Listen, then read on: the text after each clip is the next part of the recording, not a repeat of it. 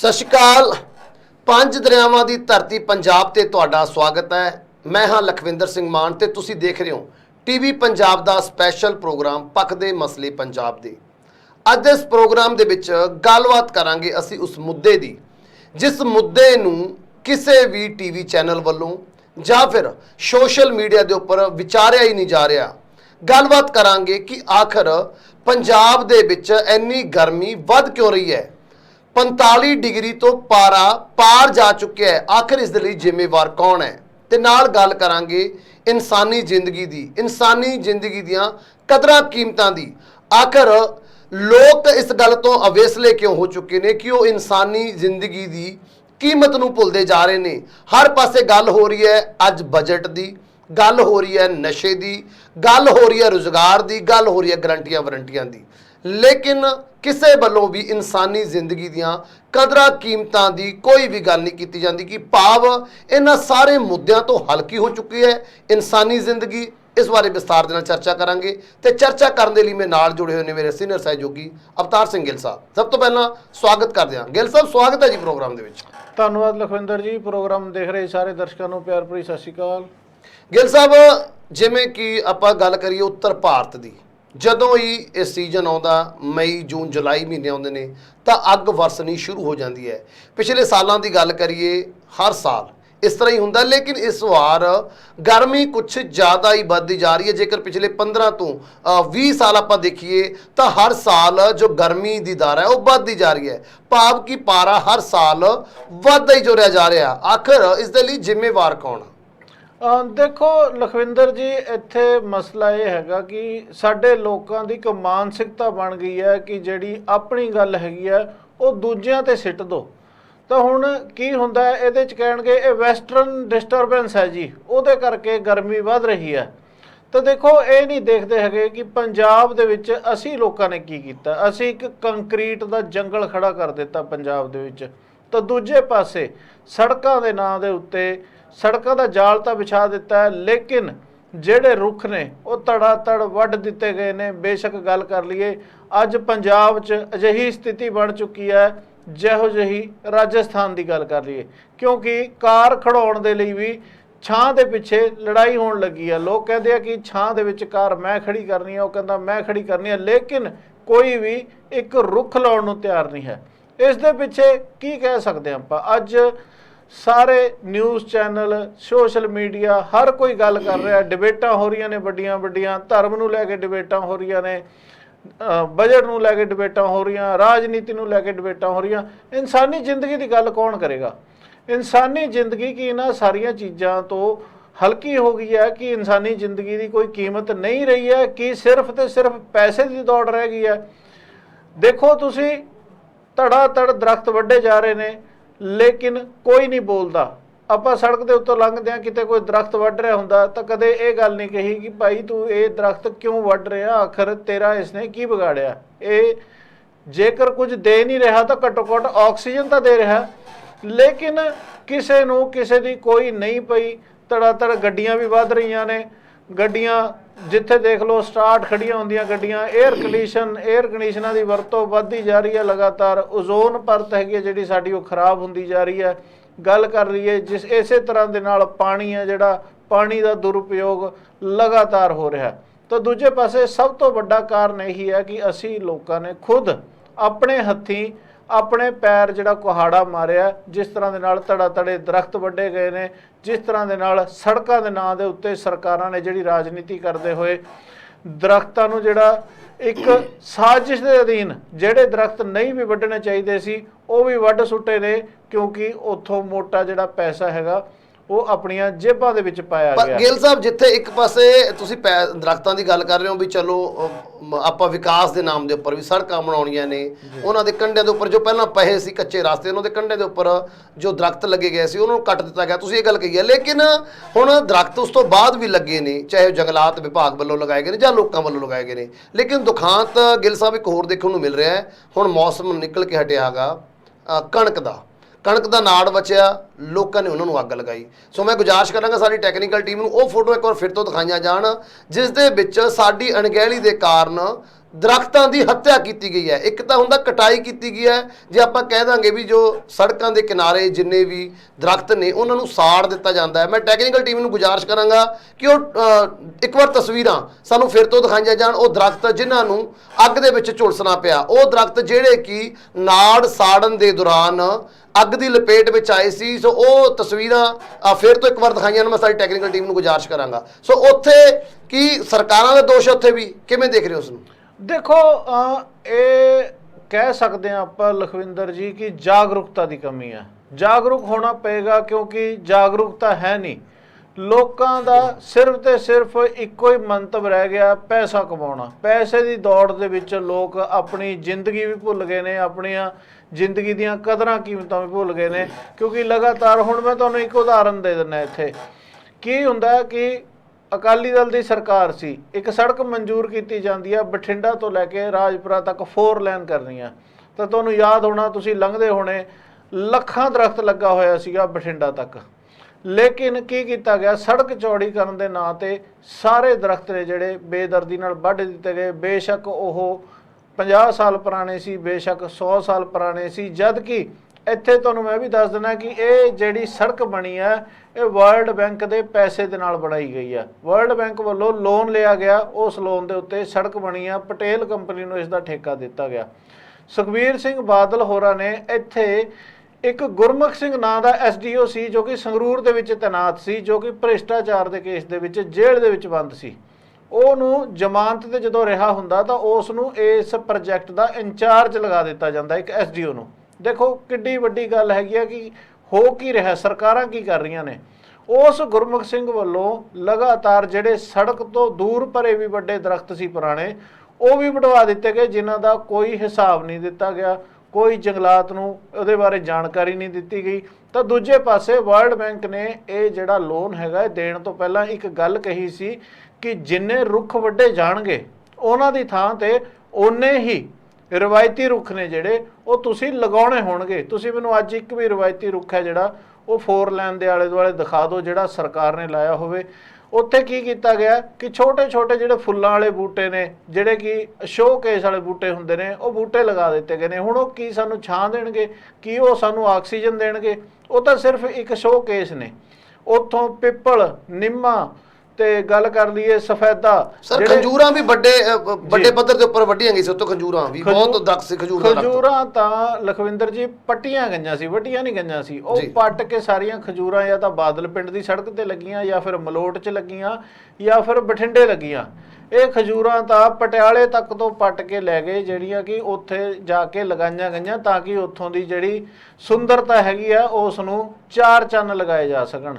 ਤਾਂ ਦੇਖੋ ਇੱਕ ਤਾਂ ਵਿਕਾਸ ਦੇ ਨਾਂ ਤੇ ਭ੍ਰਿਸ਼ਟਾਚਾਰ ਵੱਡੇ ਪੱਧਰ ਤੇ ਹੋਇਆ, ਤਾਂ ਦੂਜੇ ਪਾਸੇ ਜਿਹੜੀ ਜ਼ਿੰਦਗੀ ਦੇ ਲਈ ਜਿਹੜੀ ਇਹ ਰੁੱਖ ਨੇ ਜਿਹੜਾ ਆਕਸੀਜਨ ਦਿੰਦੇ ਨੇ ਉਹ ਰੁੱਖਾਂ ਦੀ ਧੜਾ ਧੜ ਵਢਾਈ ਕੀਤੀ ਗਈ। ਤਾਂ ਇਹ ਗੁਰਮੁਖ ਸਿੰਘ ਵੱਲੋਂ ਉਹ ਰੁੱਖ ਵੀ ਵਢਵਾ ਦਿੱਤੇ ਗਏ ਜਿਨ੍ਹਾਂ ਨੂੰ ਵੱਢਣ ਦੀ ਜ਼ਰੂਰਤ ਨਹੀਂ ਸੀ। ਲੇਕਿਨ ਵਰਲਡ ਬੈਂਕ ਦੀ ਹਦਾਇਤ ਦੇ ਮੁਤਾਬਕ ਉੱਥੇ ਕੋਈ ਵੀ ਰੁੱਖ ਲਾਉਣੇ ਇਹਨਾਂ ਨੇ ਆਪਣੀ ਜ਼ਿੰਮੇਵਾਰੀ ਨਹੀਂ ਸਮਝੀ। ਅੱਜ ਤੁਸੀਂ ਮੈਨੂੰ ਇੱਕ ਵੀ ਰੁੱਖ ਦਿਖਾ ਦਿਓ ਜਿਹੜਾ ਉੱਥੇ ਲੱਗਿਆ ਹੋਵੇ। ਤਾਂ ਦੂਜੇ ਪਾਸੇ ਜਿਹੜੇ ਰੁੱਖਾਂ ਦੀ ਚੋਰੀ ਹੈ ਉਹ ਵੀ ਆਮ ਜਿਹੀ ਗੱਲ ਹੈ। ਕੁਝ ਲੋਕ ਸਿਰਫ ਆਪਣੇ ਛੋਟੇ ਛੋਟੇ ਨਿੱਜੀ ਮਫਾਦਾਂ ਦੇ ਲਈ ਇਹ ਰੁੱਖਾਂ ਨੂੰ ਵੱਢ ਕੇ ਵੇਚ ਦਿੰਦੇ ਨੇ। ਤਾਂ ਜੰਗਲ ਹੈਗੇ ਜਾਂ ਫਿਰ ਜਿਹੜੇ ਸੜਕਾਂ ਕਿਨਾਰੇ ਰੁੱਖ ਹੈਗੇ, ਛਾਂਦਾਰ ਰੁੱਖ ਹੈਗੇ ਨੇ, ਜਿਹੜੇ ਰਵਾਇਤੀ ਰੁੱਖ ਨੇ ਸਾਡੇ, ਉਹ ਤਾਂ ਖਤਮ ਹੁੰਦੇ ਜਾ ਰਹੇ ਨੇ। ਇੱਕ ਕੰਕਰੀਟ ਦਾ ਜਾਲ ਹੈਗਾ ਜਿਹੜਾ ਉਹ ਲਗਾਤਾਰ ਵੱਧਦਾ ਜਾ ਰਿਹਾ। ਗੱਲ ਕਰ ਲਈਏ ਸ਼ਹਿਰ ਨੇ, ਸ਼ਹਿਰ ਅੱਗੇ ਦੀ ਅੱਗੇ ਵੱਧਦੇ ਜਾ ਰਹੇ ਨੇ, ਜੰਗਲ ਘਟਦੇ ਜਾ ਰਹੇ ਨੇ। ਤਾਂ ਫਿਰ ਗਰਮੀ ਦਾ ਹੋਣਾ ਤਾਂ ਤੈਅ ਹੀ ਹੈ। ਲੇਕਿਨ ਇੱਥੇ ਗਲਤੀ ਵੱਡੀ ਸਰਕਾਰਾਂ ਦੀ ਵੀ ਹੈ। ਉਸ ਸਮੇਂ ਅਕਾਲੀ ਦਲ ਦੀ ਸਰਕਾਰ ਸੀ, ਉਸ ਸਮੇਂ ਜਿਹੜੇ ਐਡੇ ਵੱਡੇ ਜਿਹੜੇ ਭ੍ਰਿਸ਼ਟਾਚਾਰ ਹੋਏ ਨੇ, ਔਰ ਉਹੀ ਸੜਕਾਂ ਜਿਹੜੀਆਂ ਵਰਲਡ ਬੈਂਕ ਤੋਂ ਕਰਜ਼ਾ ਲੈ ਕੇ ਬਣਾਈਆਂ ਗਈਆਂ, ਅੱਜ ਉਹਨਾਂ ਹੀ ਸੜਕਾਂ ਦੇ ਉੱਤੇ ਲੰਘਣ ਦੇ ਲਈ ਸਾਨੂੰ ਟੋਲ ਵੀ ਭਰਨੇ ਪੈਂਦੇ ਨੇ। ਜਦ ਕਿ ਸਰਕਾਰਾਂ ਨੇ ਉੱਥੋਂ ਵਾਹਵਾਹੀ ਖੱਟੀ ਸੀ ਕਿ ਜੇਕਰ ਬੰਬ ਵੀ ਸੁੱਟ ਦਿਓਗੇ ਤਾਂ ਸੜਕਾਂ ਨਹੀਂ ਟੁੱਟਣਗੀਆਂ। ਲੇਕਿਨ ਅੱਜ ਉਹ ਸੜਕਾਂ ਦੇ ਹਾਲਾਤ ਦੇਖ ਲਓ ਵਿੱਚ ਜਾ ਕੇ ਕੀ ਹਾਲਾਤ ਬਣੇ ਹੋਏ ਨੇ। ਲੇਕਿਨ ਸਰਕਾਰਾਂ ਨੂੰ ਸਿਰਫ ਲਾਈਮਲਾਈਟ ਚਾਹੀਦੀ ਹੁੰਦੀ ਹੈ, ਸਿਰਫ ਵਾਹੋਵਾਹੀ ਚਾਹੀਦੀ ਹੁੰਦੀ ਹੈ। ਆਪਣੀ ਵਾਹੋਵਾਹੀ ਦੇ ਲਈ ਇਹਨਾਂ ਨੇ ਪੰਜਾਬ ਨੂੰ ਤਬਾਹੀ ਵੱਲ ਧੱਕਿਆ। ਕਿੰਨੇ ਹੀ ਜਿਹੜੇ ਪਸ਼ੂ ਪੰਛੀ ਨੇ ਜਿਨ੍ਹਾਂ ਦੇ ਆਲਣੇ ਸੀ ਉਹਨਾਂ ਦਰਖਤਾਂ ਦੇ ਉੱਤੇ, ਉਹਨਾਂ ਨੂੰ ਬੇਘਰ ਕੀਤਾ ਗਿਆ। ਤਾਂ ਕਿਤੇ ਨਾ ਕਿਤੇ ਇਸ ਦੀ ਬਦਸ਼ੀਸ਼ ਤਾਂ ਫਿਰ ਲਖਵਿੰਦਰ ਜੀ ਲੱਗਣੀ ਹੁੰਦੀ ਹੈ, ਕਿਉਂਕਿ ਜਦੋਂ ਲੱਖਾਂ ਰੁੱਖ ਤੁਸੀਂ ਧੜਾ ਧੜ ਵੱਢ ਸੁੱਟਿਆ ਉਸ ਦੀ ਜਗ੍ਹਾ ਤੇ, ਜਦ ਕਿ ਤੁਹਾਨੂੰ ਤਾਕੀਦ ਕੀਤੀ ਗਈ ਸੀ ਕਿ ਨਹੀਂ ਤਾਂ ਤੁਹਾਡਾ ਜਿਹੜਾ ਲੋਨ ਆ ਉਹ ਕੈਂਸਲ ਕਰ ਦਿੱਤਾ ਜਾਊਗਾ। ਹੁਣ ਕੀ ਪਤਾ ਕਾਗਜ਼ਾਂ ਦੇ ਵਿੱਚ ਇਹਨਾਂ ਨੇ ਕਿੰਨੇ ਲੱਖਾਂ ਰੁੱਖ ਲਾ ਕੇ ਦਿਖਾ ਦਿੱਤੇ ਹੋਣੇ, ਕਿਉਂਕਿ ਇਸ ਜਿਹੜੇ ਰਾਜਨੀਤਿਕ ਲੋਕ ਹੁੰਦੇ ਆ ਝੂਠ ਬੋਲਣ 'ਚ ਬੜੇ ਮਾਹਿਰ ਹੁੰਦੇ ਨੇ। ਤਾਂ ਇਸ ਸੜਕ ਦੇ ਨਾਂ ਦੇ ਉੱਤੇ ਇੱਕ ਵੱਡੀ ਜਿਹੜੀ ਰੁੱਖਾਂ ਦੀ ਮੈਂ ਕਹੂੰਗਾ ਕਤਲੋਗਾਰਤ ਹੀ ਕਹੀ ਜਾ ਸਕਦੀ ਹੈ ਕਿ ਰੁੱਖਾਂ ਦੀ ਵੱਡੀ ਕਤਲੋਗਾਰਤ ਕੀਤੀ ਗਈ ਹੈ। ਲੇਕਿਨ ਉਸ ਤੋਂ ਬਾਅਦ ਸਰਕਾਰਾਂ ਨੇ ਆਪਣਾ ਫਰਜ਼ ਨਹੀਂ ਸਮਝਿਆ ਕਿ ਜਿਹੜੇ ਅਸੀਂ ਇਹ ਰੁੱਖ ਵੱਡੇ ਨੇ, ਇਹਨਾਂ ਰੁੱਖਾਂ ਦੀ ਥਾਂ ਸਾਨੂੰ ਹੋਰ ਰਵਾਇਤੀ ਰੁੱਖ ਲਾਉਣੇ ਵੀ ਚਾਹੀਦੇ ਨੇ, ਕਿਉਂਕਿ ਇਹੀ ਉਹ ਰੁੱਖ ਨੇ ਜੋ ਸਾਨੂੰ ਜਿਉਣ ਦੇ ਲਈ ਆਕਸੀਜਨ ਪ੍ਰਦਾਨ ਕਰਦੇ ਨੇ। ਲੇਕਿਨ ਔਰ ਗਰਮੀ ਹੈ, ਜਿਹੜੀ ਗਰਮੀ ਵਧਣ ਦਾ ਕਾਰਨ ਵੀ ਵੱਡਾ ਰੁੱਖਾਂ ਦਾ ਵੱਢਿਆ ਜਾਣਾ ਹੀ ਆ, ਕਿਉਂਕਿ ਇਹ ਜ਼ਿਆਦਾ ਹੀਟ ਹੈ ਜਿਹੜੀ ਅਬਜ਼ਰਵ ਕਰ ਲੈਂਦੇ ਸੀ, ਉਹਦੇ ਕਰਕੇ ਠੰਡੀਆਂ ਛਾਵਾਂ ਕਹਿੰਦੇ ਹੁੰਦੇ ਨਾ ਕਿ ਪਿੱਪਲ ਦੀ ਠੰਡੀ ਛਾਂ ਦੇ ਥੱਲੇ ਬੈਠੇ ਆ।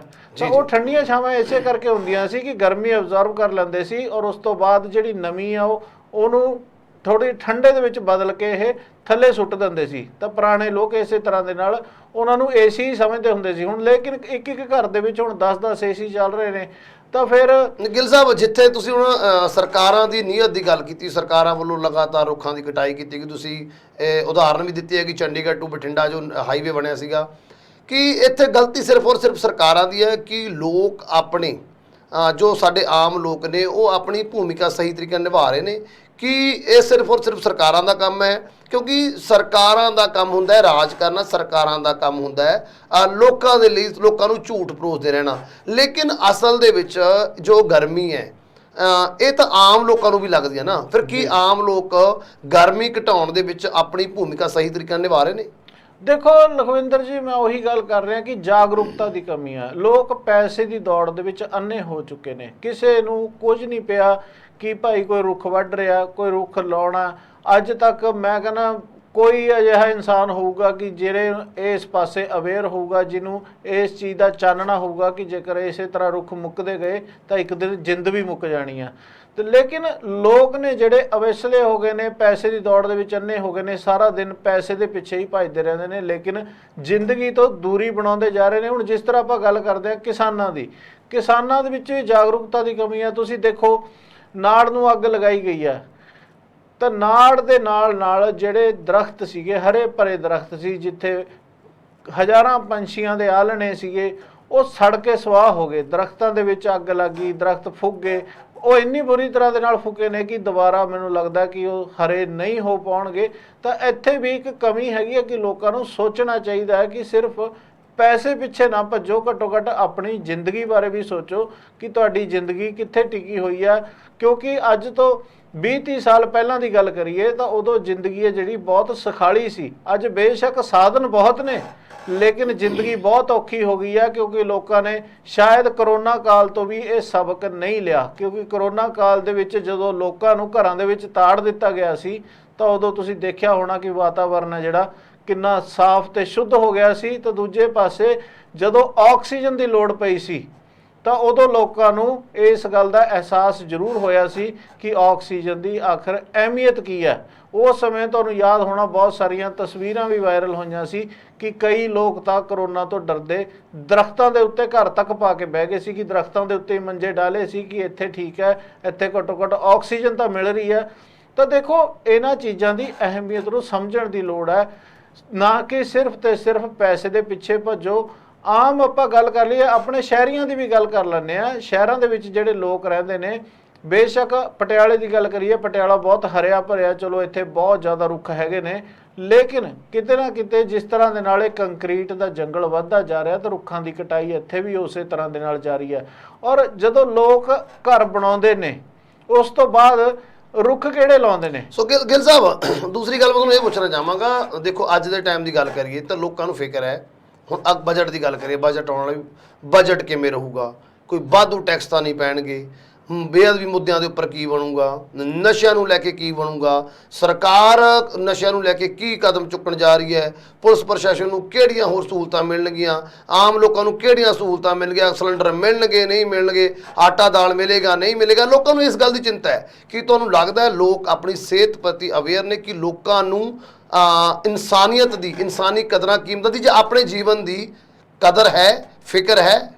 ਦੇਖੋ ਲਖਵਿੰਦਰ ਜੀ, ਜਿਹੜੇ ਹਾਲਾਤ ਬਣੇ ਹੋਏ ਨੇ ਉੱਥੇ ਤਾਂ ਇਹੀ ਕਿਹਾ ਜਾ ਸਕਦਾ ਕਿ ਇਹਨਾਂ ਲੋਕਾਂ ਨੂੰ ਜਿਹੜੀ ਜ਼ਿੰਦਗੀ ਹੈਗੀ ਆ ਉਹਦੀ ਕੀਮਤ ਹੈਗੀ ਆ ਜਿਹੜੀ ਭੁੱਲ ਗਈ ਆ, ਵਿਸਾਰ ਦਿੱਤਾ ਇਹਨਾਂ ਨੇ ਕਿ ਜਿਹੜਾ ਅਸੀਂ ਸਾਰਾ ਦਿਨ ਇਹ ਪੈਸੇ ਦੀ ਦੌੜ ਦੇ ਵਿੱਚ ਭੱਜੇ ਫਿਰਦੇ ਆ ਤਾਂ ਇਸੇ ਲਈ ਫਿਰਦੇ ਆ ਕਿ ਸਾਡੀ ਜ਼ਿੰਦਗੀ ਹੈ, ਕਹਿੰਦੇ ਹੁੰਦੇ ਆ ਨਾ ਕਿ ਜਾਨ ਹੈ ਤਾਂ ਜਹਾਨ ਹੈ।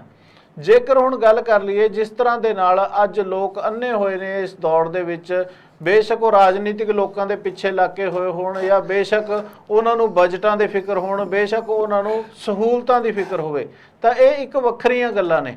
ਲੇਕਿਨ ਅਗਰ ਗੱਲ ਕਰੀਏ ਕਿ ਆਉਣ ਵਾਲੀਆਂ ਪੀੜ੍ਹੀਆਂ ਦੇ ਲਈ ਤੁਸੀਂ ਕੀ ਕਰ ਰਹੇ ਹੋ, ਕੀ ਤੁਹਾਡੀਆਂ ਆਉਣ ਵਾਲੀਆਂ ਪੀੜ੍ਹੀਆਂ ਨੇ ਜਿਹੜੀਆਂ ਉਹ ਬਿਨਾਂ ਆਕਸੀਜਨ ਤੋਂ ਜੀ ਲੈਣਗੀਆਂ ਜਾਂ ਫਿਰ ਆਕਸੀਜਨ ਦੇ ਸਿਲੰਡਰ ਪਿੱਠ ਦੇ ਉੱਤੇ ਟੰਗ ਕੇ ਆਪਣੀ ਜ਼ਿੰਦਗੀ ਦਾ ਸੰਘਰਸ਼ ਕਰਨਗੇ ਉਹ? ਤਾਂ ਇੱਥੇ ਲੋਕਾਂ ਨੂੰ ਸਬਕ ਲੈਣਾ ਚਾਹੀਦਾ। ਹੁਣ ਪਿੱਛੇ ਇੱਕ ਬਹੁਤ ਵੱਡੀ ਉਦਾਹਰਨ ਮਿਲ ਚੁੱਕੀ ਹੈ ਲੋਕਾਂ ਨੂੰ, ਇੱਕ ਬਹੁਤ ਵੱਡੀ ਚੋਟ ਵੱਜੀ ਹੈ ਜਦੋਂ ਕਰੋਨਾ ਆਇਆ।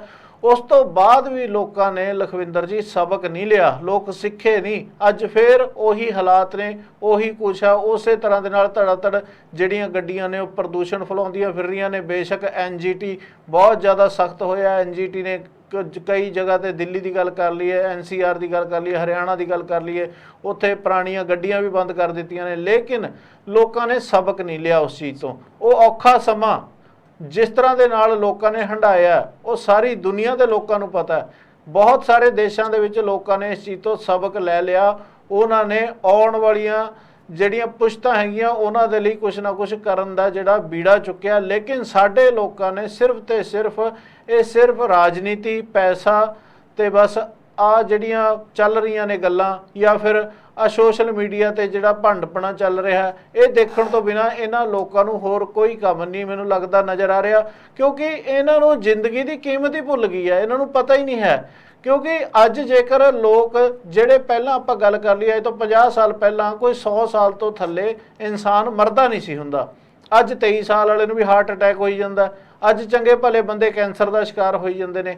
ਇਹਨਾਂ ਕਾਰਨ ਕੀ ਹੈ? ਇਸ ਦੇ ਪਿੱਛੇ ਪੜਚੋਲ ਹੀ ਨਹੀਂ ਕਰਦਾ ਕੋਈ ਇੱਧਰ ਨੂੰ ਜਾਣ ਨੂੰ ਤਿਆਰ ਹੀ ਨਹੀਂ ਹੈ, ਕੋਈ ਜ਼ਿੰਦਗੀ ਵਾਲੇ ਪਾਸੇ ਨੂੰ ਤੁਰਨ ਨੂੰ ਤਿਆਰ ਹੀ ਨਹੀਂ ਹੈ। ਲੇਕਿਨ ਪੈਸਾ ਵੀ ਉਦੋਂ ਹੀ ਕੰਮ ਆਊਗਾ ਨਾ ਜੇਕਰ ਤੁਹਾਡੀ ਜ਼ਿੰਦਗੀ ਰਹੂਗੀ। ਜੇਕਰ ਜ਼ਿੰਦਗੀ ਨਹੀਂ ਰਹੂਗੀ ਤਾਂ ਪੈਸੇ ਦਾ ਵੀ ਕੀ ਕਰੋਗੇ? ਤਾਂ ਆਪਣੀਆਂ ਆਉਣ ਵਾਲੀਆਂ ਪੀੜ੍ਹੀਆਂ ਦੇ ਲਈ ਸੋਚੋ ਕਿ ਉਹਨਾਂ ਨੂੰ ਮੋਢੇ ਦੇ ਉੱਤੇ ਆਕਸੀਜਨ ਦਾ ਸਿਲੰਡਰ ਨਾ ਢੋਣਾ ਪਵੇ। ਤਾਂ ਜਾਗਰੂਕ ਹੋਣਾ ਚਾਹੀਦਾ ਲਖਵਿੰਦਰ ਜੀ ਲੋਕਾਂ ਨੂੰ ਇਹਨਾਂ ਚੀਜ਼ਾਂ ਨੂੰ ਲੈ ਕੇ। ਜਿਹੜੇ ਲੋਕ ਸਿਰਫ ਤੇ ਸਿਰਫ ਪੈਸੇ ਦੀ ਦੌੜ ਦੇ ਵਿੱਚ ਇੱਕ ਦੂਜੇ ਤੋਂ ਅੱਗੇ ਲੰਘਣਾ ਚਾਹੁੰਦੇ ਨੇ, ਕਿਤੇ ਨਾ ਕਿਤੇ ਉਹ ਆਪਣੀ ਜ਼ਿੰਦਗੀ ਹੈ ਜਿਹੜੀ ਉਹਨੂੰ ਪਿੱਛੇ ਛੱਡਦੇ ਜਾ ਰਹੇ ਨੇ। ਬਿਲਕੁਲ ਜੀ, ਬਿਲਕੁਲ। ਸੋ ਲੋਕਾਂ ਨੂੰ ਅਵੇਅਰ ਹੋਣਾ ਜ਼ਰੂਰੀ ਹੈ, ਕਿਉਂਕਿ ਸਾਰਾ ਕੁਝ ਸਰਕਾਰ ਤੋਂ ਨਹੀਂ ਆਪਾਂ ਦੇਖਣਾ ਚਾਹੀਦਾ ਵੀ ਸਰਕਾਰ ਕਰੇਗੀ ਤਾਂ ਸਰਕਾਰ ਦਾ ਕੰਮ ਹੈ, ਸਰਕਾਰ ਦੀ ਡਿਊਟੀ ਹੈ। ਜਿੱਥੇ ਸਰਕਾਰ ਦੀ ਡਿਊਟੀ ਹੈ, ਜਿੱਥੇ ਸਾਨੂੰ ਕੁਝ ਜੇਕਰ ਗੱਲ ਕਰੀਏ ਸੰਵਿਧਾਨ ਦੀ, ਜੇਕਰ ਸਾਨੂੰ ਉੱਥੇ ਕੁਝ ਉਹਨਾਂ ਦੇ ਵੱਲੋਂ ਰਿਲੈਕਸੇਸ਼ਨ ਦਿੱਤੀਆਂ ਗਈਆਂ ਨੇ ਤਾਂ ਸਾਡੇ ਕੁਝ ਡਿਊਟੀਆਂ ਵੀ ਲਗਾਈਆਂ ਗਈਆਂ ਨੇ। ਜੇਕਰ ਸਾਨੂੰ ਹੱਕ ਦਿੱਤੇ ਗਏ ਨੇ ਤਾਂ ਸਾਨੂੰ ਡਿਊਟੀਆਂ ਵੀ ਲਗਾਈਆਂ ਗਈਆਂ ਨੇ। ਸੋ ਡਿਊਟੀ ਸਾਡੀ ਵੀ ਹੈ ਵੀ ਆਉਣ ਵਾਲੀਆਂ ਪੁਸ਼ਤਾਂ ਨੂੰ ਅਸੀਂ ਸੰਭਾਲੀਏ, ਸਾਡੇ ਫਿਊਚਰ ਵਾਸਤੇ ਅਸੀਂ ਕੁਝ ਕਰਕੇ ਜਾਈਏ, ਕਿਉਂਕਿ ਸਾਡੇ ਬਜ਼ੁਰਗਾਂ ਨੇ ਸਾਡੇ ਲਈ ਬੜਾ ਕੁਝ ਛੱਡਿਆ ਤੇ ਅਸੀਂ ਵੀ ਆਪਣੇ ਜੇਕਰ ਜ਼ਿਆਦਾ ਨਹੀਂ ਕੁਝ ਛੱਡ ਸਕਦੇ ਤਾਂ ਇੱਕ ਅੱਛਾ ਪੋਲਿਊਸ਼ਨ ਰਹਿਤ ਵਾਤਾਵਰਨ ਜ਼ਰੂਰ ਛੱਡ ਕੇ ਜਾਈਏ। ਗੱਲ ਕਰੀਏ ਪਾਣੀਆਂ ਦੀ, ਪਾਣੀਆਂ ਨੂੰ ਗੰਧਲੇ ਹੋਣ ਤੋਂ ਬਚਾਈਏ, ਜ਼ਹਿਰੀਲੇ ਹੋਣ ਤੋਂ ਬਚਾਈਏ।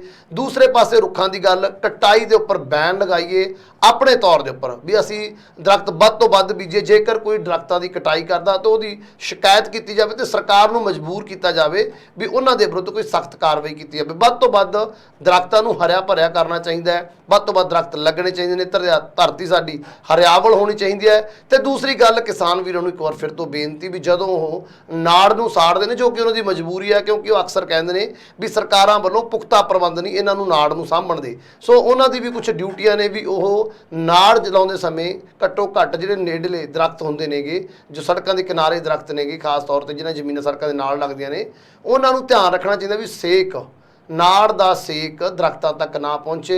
ਜਿਵੇਂ ਅਸੀਂ ਤਸਵੀਰਾਂ ਦਿਖਾਈਆਂ ਨੇ, ਤੁਸੀਂ ਸੜਕ ਦੇ ਕਿਨਾਰੇ ਦੇਖੀਆਂ ਨੇ ਵੀ ਕਿਸ ਤਰ੍ਹਾਂ ਦੇ ਦਰਖਤ ਸੁੱਟੇ ਪਏ ਨੇ, ਫੂਕ ਕੇ ਵੱਡੇ ਵੱਡੇ ਦਰਖਤ ਸਾੜ ਦਿੱਤੇ ਗਏ ਨੇ। ਸੋ ਅਸੀਂ ਗੁਜ਼ਾਰਿਸ਼ ਕਰਾਂਗੇ ਸਾਡੇ ਉਹਨਾਂ ਕਿਸਾਨ ਵੀਰਾਂ ਨੂੰ ਵੀ ਕਿਰਪਾ ਕਰਕੇ ਅੱਗੇ ਨੂੰ ਉਹ ਵੀ ਥੋੜ੍ਹਾ ਜਿਹਾ ਧਿਆਨ ਦੇਣ। ਤੇ ਬਾਕੀ ਲੋਕਾਂ ਨੂੰ ਗੁਜ਼ਾਰਿਸ਼ ਕਰਾਂਗੇ ਸਿਰਫ ਔਰ ਸਿਰਫ ਸਰਕਾਰ ਵੱਲ ਨਾ ਦੇਖੋ, ਸਰਕਾਰ ਦੇ ਮੂੰਹ ਵੱਲ ਨਾ ਦੇਖੋ, ਸਾਡੀਆਂ ਵੀ ਕੁਝ ਡਿਊਟੀਆਂ ਨੇ। ਇੱਕ ਗੱਲ ਹੋਰ ਵੀ ਹੈ ਲਖਵਿੰਦਰ ਜੀ, ਇੱਥੇ ਇੱਕ ਦੇਖਣ ਵਾਲੀ ਗੱਲ ਹੋਰ ਵੀ ਹੈ ਕਿ ਸਾਡੇ ਪੰਜਾਬ ਦੀ ਕਿੱਡੀ ਵੱਡੀ ਤਰਾਸਦੀ ਹੈਗੀ ਹੈ ਕਿ ਜਿਹੜਾ ਝੋਨਾ ਹੈਗਾ ਉਹ ਸਾਡੇ ਪੰਜਾਬ ਦੀ ਫਸਲ ਨਹੀਂ ਹੈ, ਲੇਕਿਨ ਸਿਰਫ ਤੇ ਸਿਰਫ MSP ਦੇ ਚੱਕਰ ਦੇ ਵਿੱਚ ਸਾਡੇ ਲੋਕ ਨੇ ਜਿਹੜੇ ਉਹ ਝੋਨੇ ਦੇ ਪਿੱਛੇ ਪਏ ਹੋਏ ਨੇ। ਔਰ ਤੁਸੀਂ ਦੇਖਿਆ ਹੋਣਾ ਕਿ ਹੁਣ ਖੇਤਾਂ ਦੇ ਵਿੱਚ ਕਿਸ ਤਰ੍ਹਾਂ ਦੇ ਨਾਲ ਜਿਹੜੀ ਪਾਣੀ ਦੀ ਬਰਬਾਦੀ ਕੀਤੀ ਜਾ ਰਹੀ ਹੈ, ਜੋ ਇੱਕ ਜ਼ਿੰਦਗੀ ਦਾ ਇੱਕ ਬਹੁਤ ਅਹਿਮ ਸੋਮਾ ਹੈ। ਤਾਂ ਲੋਕਾਂ ਨੇ ਝੋਨਾ ਲਾਉਣ ਦੇ ਚੱਕਰ ਦੇ ਵਿੱਚ ਧਰਤੀ ਨੂੰ ਇੰਨਾ ਚੀਰ ਕੇ ਉਸ ਦੇ ਉੱਤੇ ਸੁਹਾਗੇ ਮਾਰ ਕੇ ਉਹਨੂੰ ਇੰਨਾ ਕੁ ਪਲਸਤਰ ਕਰ ਦਿੱਤਾ ਹੈ, ਇੰਨਾ ਕੁ ਪੱਕਾ ਲੈਂਟਰ ਲਾ ਦਿੱਤਾ ਹੈ ਸਾਰੀਆਂ ਜ਼ਮੀਨਾਂ ਦੇ ਉੱਤੇ, ਪੰਜਾਬ ਦੀਆਂ ਦੇ ਉੱਤੇ, ਕਿ ਜਦੋਂ ਬਾਰਿਸ਼ਾਂ ਹੁੰਦੀਆਂ ਨੇ ਤਾਂ ਜਿਹੜਾ ਕੁਦਰਤੀ ਪਾਣੀ ਹੁੰਦਾ ਉਹ ਵਾਪਸ ਧਰਤੀ ਦੇ ਵਿੱਚ ਜਾ ਹੀ ਨਹੀਂ ਪਾਉਂਦਾ। ਉਹ ਪਾਣੀ ਜਾਂ ਤਾਂ ਸੜਕਾਂ ਦੇ ਉੱਤੇ ਖੜਾ ਹੋ ਕੇ ਖਤਮ ਹੋ ਜਾਂਦਾ ਇਸੇ ਤਰ੍ਹਾਂ ਦੇ ਨਾਲ, ਜਾਂ ਫਿਰ ਉਹ ਪਾਣੀ ਇਸੇ ਤਰ੍ਹਾਂ ਦੇ ਨਾਲ ਬਰਬਾਦ ਹੋ ਜਾਂਦਾ, ਖੜਾ ਗੰਧਲਾ ਹੋ ਕੇ ਖਤਮ ਹੋ ਜਾਂਦਾ, ਲੇਕਿਨ ਉਹ ਵਾਪਸ ਧਰਤੀ ਦੇ ਵਿੱਚ ਰੀਸਟੋਰ ਨਹੀਂ ਹੋ ਪਾਉਂਦਾ। ਲੇਕਿਨ ਅੱਜ ਵੀ ਗੱਲ ਕਰੀਏ, ਬੇਸ਼ੱਕ ਸਰਕਾਰ ਨੇ ਕਿਹਾ ਕਿ ਜਿਹੜਾ ਝੋਨਾ ਉਹਦੀ ਲਾਉਣ ਦੀ ਤਰੀਕ ਜਿਹੜੀ ਮਿੱਥੀ ਗਈ ਹੈ, ਲੇਕਿਨ ਤੁਸੀਂ ਜਾ ਕੇ ਦੇਖੋ ਹਰ ਥਾਂ ਦੇ ਉੱਤੇ ਤੁਹਾਨੂੰ ਖੇਤਾਂ ਦੇ ਵਿੱਚ ਖੜਾ ਪਾਣੀ ਹੀ ਪਾਣੀ ਨਜ਼ਰ ਆਵੇਗਾ। ਲੋਕਾਂ ਵੱਲੋਂ ਅੰਨ੍ਹੇਵਾਹ ਪਾਣੀ ਜਿਹੜਾ ਛੱਡਿਆ ਹੋਇਆ, ਅੰਨ੍ਹੇਵਾਹ ਪਾਣੀ ਦੀ ਦੁਰਵਰਤੋਂ ਕੀਤੀ ਜਾ ਰਹੀ ਹੈ। ਇਹੀ ਕਾਰਨ ਹੈ ਕਿ ਜਿਹੜਾ ਪਾਣੀ ਹੈ, ਜਿਸ ਤਰ੍ਹਾਂ ਦੇ ਨਾਲ ਹੁਣ ਕੈਂਸਰ ਦੀ ਬਿਮਾਰੀ ਫੈਲੀ ਹੋਈ ਹੈ, ਮਾਲਵੇ ਦੀ ਗੱਲ ਕਰ ਰਹੀ, ਖਾਸ ਕਰਕੇ ਮਾਲਵਾ ਬੈਲਟ ਦੇ ਵਿੱਚ ਬਹੁਤ ਜ਼ਿਆਦਾ ਕੈਂਸਰ ਹੈਗਾ। ਤਾਂ ਜਿਹੜਾ ਫੈਕਟਰੀਆਂ ਵਾਲੇ ਨੇ ਉਹਨਾਂ ਵੱਲੋਂ ਬੋਰ ਕਰਕੇ ਗੰਦਾ ਪਾਣੀ ਤਾਂ ਧਰਤੀ ਦੇ ਅੰਦਰ ਸੁੱਟਿਆ ਜਾ ਰਿਹਾ, ਲੇਕਿਨ ਉਸ ਪਾਣੀ ਨੂੰ ਰਿਫਾਈਨ ਕਰਨ ਦੇ ਲਈ ਜਿਹੜਾ ਕੁਦਰਤੀ ਪਾਣੀ ਮਾੜਾ ਮੋਟਾ ਵਿੱਚ ਜਾਣਾ ਚਾਹੀਦਾ ਸੀਗਾ, ਉਹ ਪਾਣੀ ਸਿਰਫ ਇਸ ਕਰਕੇ ਨਹੀਂ ਜਾ ਪਾਉਂਦਾ ਕਿਉਂਕਿ ਅਸੀਂ ਇੱਕ ਲੈਂਟਰ ਲਾ ਚੁੱਕੇ ਹਾਂ ਪੂਰੇ ਪੰਜਾਬ ਦੇ ਉੱਤੇ। ਝੋਨਾ ਬੀਜ ਕੇ ਸੁਹਾਗੇ ਮਾਰ ਕੇ ਪਾਣੀ ਛੱਡ ਕੇ ਜਿਹੜੀ ਧਰਤੀ ਆ ਉਹ ਲੈਂਟਰ ਬਣਾਤਾ ਅਸੀਂ ਪੰਜਾਬ ਦੀ ਧਰਤੀ ਨੂੰ, ਸਿਰਫ ਚੰਦ ਪੈਸੇ ਕਮਾਉਣ ਦੇ ਲਈ। ਜਦ ਕਿ ਲੋਕਾਂ ਨੂੰ ਇਸ ਗੱਲ ਦੇ ਲਈ ਅਵੇਅਰਨੈਸ ਹੋਣੀ ਚਾਹੀਦੀ ਹੈ ਕਿ 1 ਕਿਲੋ ਚੌਲ ਪੈਦਾ ਕਰਨ ਦੇ ਲਈ 5000 ਲੀਟਰ ਪਾਣੀ ਹੈ ਜਿਹੜਾ ਉਹ ਲੱਗਦਾ। ਔਰ ਇਹ ਪਾਣੀ ਕੰਮ ਕਿਹਦੇ ਆਉਣਾ? ਚੌਲ ਤਾਂ ਚਲੋ ਐਕਸਪੋਰਟ ਹੋ ਜਾਣਗੇ, ਦੂਜੇ ਸੂਬਿਆਂ ਦੇ ਵਿੱਚ ਚਲੇ ਜਾਣਗੇ ਕਿਉਂਕਿ ਸਾਡੇ ਲੋਕ ਤਾਂ ਜ਼ਿਆਦਾ ਇਸਤੇਮਾਲ ਨਹੀਂ ਕਰਦੇ। ਤਾਂ ਪਾਣੀ ਕਿੱਥੇ ਜਾਣਾ? ਪਾਣੀ ਕਿਹਦਾ ਜਾ ਰਿਹਾ? ਚੌਲ ਵੀ ਜਾ ਰਹੇ ਨੇ ਤੇ ਨਾਲ ਪਾਣੀ ਵੀ ਜਾ ਰਿਹਾ। ਬੇਸ਼ੱਕ ਉਸ ਦੇ ਲਈ ਪੈਸੇ ਥੋੜੇ ਵੱਧ ਮਿਲ ਜਾਂਦੇ ਨੇ, ਲੇਕਿਨ ਕਿਤੇ ਨਾ ਕਿਤੇ ਅਸੀਂ ਆਉਣ ਵਾਲੀਆਂ ਪੀੜ੍ਹੀਆਂ ਦਾ ਬਹੁਤ ਵੱਡਾ ਨੁਕਸਾਨ ਜ਼ਰੂਰ ਕਰ ਰਹੇ ਹਾਂ। ਔਰ ਇਹੀ ਕਾਰਨ ਹੈ ਕਿ ਜਿਹੜਾ ਕੁਦਰਤੀ ਪਾਣੀ ਆ ਉਹ ਧਰਤੀ ਦੇ ਵਿੱਚ ਵਾਪਸ ਜਾ ਨਹੀਂ ਪਾਉਂਦਾ, ਜਿਸ ਕਰਕੇ ਕੈਂਸਰ ਤੇ ਕਾਲੇ ਪੀਲੀਏ ਵਰਗੀਆਂ ਜਿਹੜੀਆਂ ਬਿਮਾਰੀਆਂ ਨੇ ਉਹ ਲਗਾਤਾਰ ਫੈਲਦੀਆਂ ਜਾ ਰਹੀਆਂ ਨੇ। ਤਾਂ ਜ਼ਿੰਦਗੀ ਦੇ ਪ੍ਰਤੀ ਜ਼ਰੂਰ ਅਵੇਅਰ ਹੋਣਾ ਪਊਗਾ ਲੋਕਾਂ ਨੂੰ। ਜੇਕਰ ਜ਼ਿੰਦਗੀ ਦੇ ਪ੍ਰਤੀ ਅਵੇਅਰ ਨਾ ਹੋ ਕੇ ਸਿਰਫ ਪੈਸੇ ਦੇ ਪਿੱਛੇ ਭੱਜਦੇ ਰਹੇ ਤਾਂ ਜ਼ਿੰਦਗੀ ਹੁਣ 45-50 ਸਾਲ ਰਹਿ ਗਈ ਹੈ, ਤਾਂ ਆਉਣ ਵਾਲੇ ਸਮੇਂ ਦੇ ਵਿੱਚ ਮੈਨੂੰ ਲੱਗਦਾ ਇਹ 35-40 ਹੀ ਰਹਿ ਜਾਊਗੀ। 35-40 ਤੋਂ ਵੱਧ ਕਿਸੇ ਨੇ ਜ਼ਿੰਦਗੀ ਜਿਉਣੀ ਨਹੀਂ, ਜਿਹੜੇ ਹਾਲਾਤ ਅਸੀਂ ਲੋਕ ਖੁਦ ਪੈਦਾ ਕਰ ਰਹੇ ਹਾਂ। ਜੀ ਬਿਲਕੁਲ ਸਰ, ਬਿਲਕੁਲ ਸੀ। ਸੋ ਅਵੇਅਰਨੈਸ ਦੀ ਜ਼ਰੂਰਤ ਹੈ ਤੇ ਕਿਸ ਤਰ੍ਹਾਂ ਦੀ ਅਵੇਅਰਨੈਸ ਹੈ ਸਾਡੇ ਸੀਨੀਅਰ ਸਹਿਯੋਗੀ ਅਵਤਾਰ ਸਿੰਘ ਗਿੱਲ ਦੁਆਰਾ ਵਿਸਥਾਰ ਦੇ ਨਾਲ ਦੱਸਿਆ ਗਿਆ। ਉਮੀਦ ਹੈ ਸਾਡੇ ਦਰਸ਼ਕਾਂ ਨੂੰ ਉਹਨਾਂ ਦੁਆਰਾ ਦਿੱਤੀ ਜਾਣਕਾਰੀ ਜ਼ਰੂਰ ਪਸੰਦ ਹੋਊਗੀ। ਗਿੱਲ ਸਾਹਿਬ, ਤੁਸੀਂ ਸਾਡੇ ਦਰਸ਼ਕਾਂ ਨੂੰ ਜਾਣਕਾਰੀ ਦੇਣ ਦੇ ਲਈ ਸਾਡੇ ਨਾਲ ਜੁੜੇ, ਉਹਦੇ ਲਈ ਤੁਹਾਡਾ ਬਹੁਤ ਬਹੁਤ ਧੰਨਵਾਦ। ਧੰਨਵਾਦ ਲਖਵਿੰਦਰ ਜੀ। ਸੋ ਇਹ ਸਨ ਸਾਡੇ ਸੀਨੀਅਰ ਸਹਿਯੋਗੀ ਅਵਤਾਰ ਸਿੰਘ ਗਿੱਲ ਸਾਹਿਬ, ਜਿਨ੍ਹਾਂ ਵੱਲੋਂ ਵਿਸਥਾਰ ਦੇ ਨਾਲ ਜਾਣਕਾਰੀ ਦਿੱਤੀ ਗਿਆ ਕਿ ਗਰਮੀ ਤੋਂ ਰਾਹਤ ਕਿਵੇਂ ਮਿਲੇਗੀ, ਆਖਰ ਪੰਜਾਬ ਦੇ ਵਿੱਚ ਇੰਨੀ ਗਰਮੀ ਵੱਧ ਕਿਉਂ ਰਹੀ ਹੈ, ਉਹਦੇ ਕਾਰਨਾਂ ਦੇ ਉੱਪਰ ਵਿਸਥਾਰ ਦੇ ਨਾਲ ਚਰਚਾ ਕੀਤੀ, ਨਾਲ ਹੀ ਨਾਲ ਸੋਲੂਸ਼ਨ ਦੱਸਣ ਦੀ ਕੋਸ਼ਿਸ਼ ਕੀਤੀ ਹੈ ਵੀ ਕਿਸ ਤਰੀਕੇ ਦੇ ਨਾਲ ਇਸ ਗਰਮੀ ਤੋਂ ਨਿਜਾਤ ਪਾਈ ਜਾਂਦੀ ਹੈ। ਉਮੀਦ ਹੈ ਸਾਡੇ ਦਰਸ਼ਕਾਂ ਨੂੰ ਉਹਨਾਂ ਦੁਆਰਾ ਕੀਤੀ ਹੋਈ ਚਰਚਾ ਜ਼ਰੂਰ ਪਸੰਦ ਆਈ। ਤੁਹਾਨੂੰ ਇਹ ਚਰਚਾ ਕਿਵੇਂ ਲੱਗੀ ਸਾਨੂੰ ਕਮੈਂਟ ਕਰਕੇ ਜ਼ਰੂਰ ਦੱਸਿਓ। ਅਗਲੇ ਪ੍ਰੋਗਰਾਮ ਦੇ ਵਿੱਚ ਫਿਰ ਤੋਂ ਇੱਕ ਅਹਿਮ ਮੁੱਦੇ ਉੱਪਰ ਫਿਰ ਤੋਂ ਕਰਾਂਗੇ ਵਿਚਾਰ ਚਰਚਾ। ਉਦੋਂ ਤੱਕ ਸਾਨੂੰ ਦਿਓ ਇਜਾਜ਼ਤ। ਧੰਨਵਾਦ।